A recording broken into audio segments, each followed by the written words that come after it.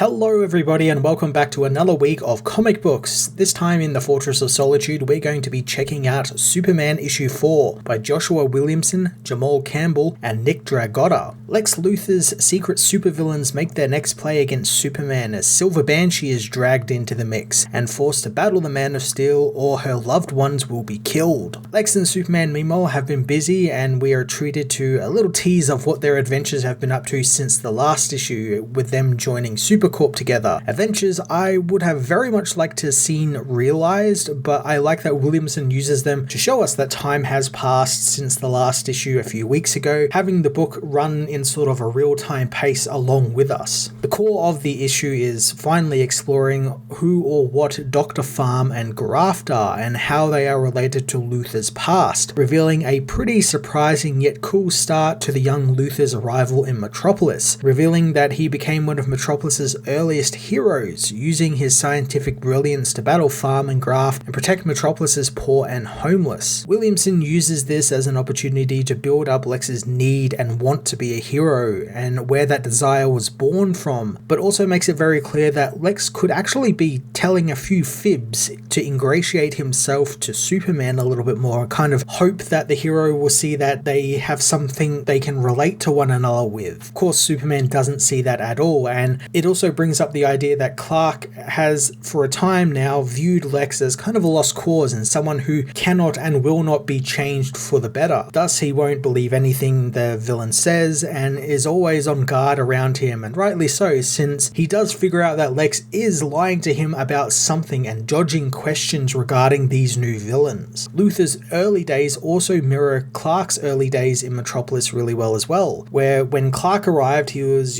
very idealistic like Lex, but also instead of looking to the street and to the filth in the gutter and everything, Clark was looking to the sky, and he was very positive about everything because he had his job at the Daily Planet and all this sort of stuff. So much so that he essentially missed a lot of things that Lex saw, like the homeless and vulnerable disappearing off of the streets. It's a thoroughly interesting dichotomy between these two characters, and Williamson lays it out through his script just masterfully, while Nick Dragotta, who joins Jamal Campbell on art for this issue, it tackles the visuals of that flashback, giving the sequence a cool, fast-paced flow, and Lex even gets a neat, yet very simple superhero costume that fully screams Lex Luthor. It's his color scheme, it's the purple and green, and it has the big giant Lex Luthor L's all over it, so you know who you're fighting and everything. It's just so cool. Campbell's artwork for the remainder of the book is just as good as has been from the get-go of this series. Just a brilliant combination of color, shadow, and paneling, and I love that Superman's fighting Silver Banshee this issue, since her color scheme of,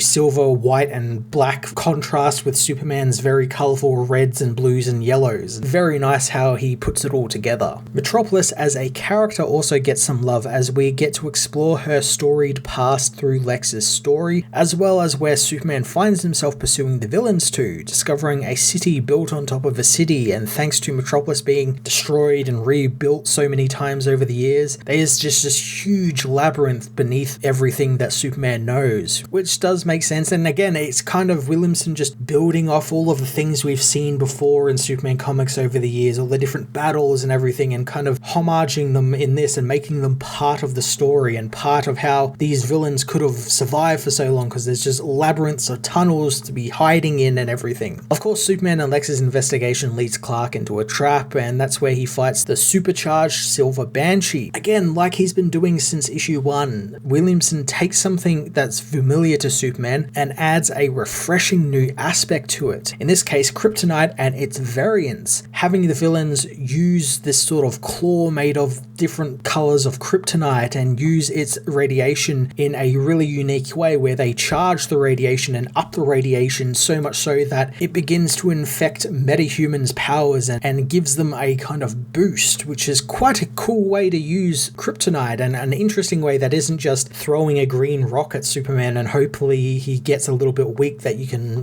stab him or something. As I've said before, I've thoroughly enjoyed Superman getting to throw down with his classic villains as well, and Williamson of course throws a new aspect at it, this time having Silver Banshee be in love with Jimmy Olsen, or Jimmy Olsen being in love with Silver Banshee. Now I kind of picked up on this on literally the first page of the issue thanks to Siobhan referencing her unseen boyfriend at the time as Turtle and saying saying that his boss Lois Lane will be mad at him if he's angry. So as someone who's kind of a seasoned Superman reader, it was pretty clear that they were referencing Jimmy. Still, it was a fun cliffhanger, and I enjoy Clark having to deal with these unique problems with his villains, since much like Parasite and even Metallo over in Action Comics, this is another villain he can actually talk with and have a dialogue with and actively help to try and make better, which is always so much more interesting and fun than Superman just punching everything and destroying another city. Joshua Williamson and his team continue to make Superman my favourite of the new Dawn of DC titles, constantly outdoing themselves on how well constructed the story is and how it blends together classic Superman adventures and villains with all new concepts and refreshing and unique aspects of Metropolis, the Man of Steel, and his supporting cast. I'm going to give this issue a solid 10 out of 10. Definitely go and check this one out, and if you haven't checked out the previous 3 issues, I thoroughly recommend them as well.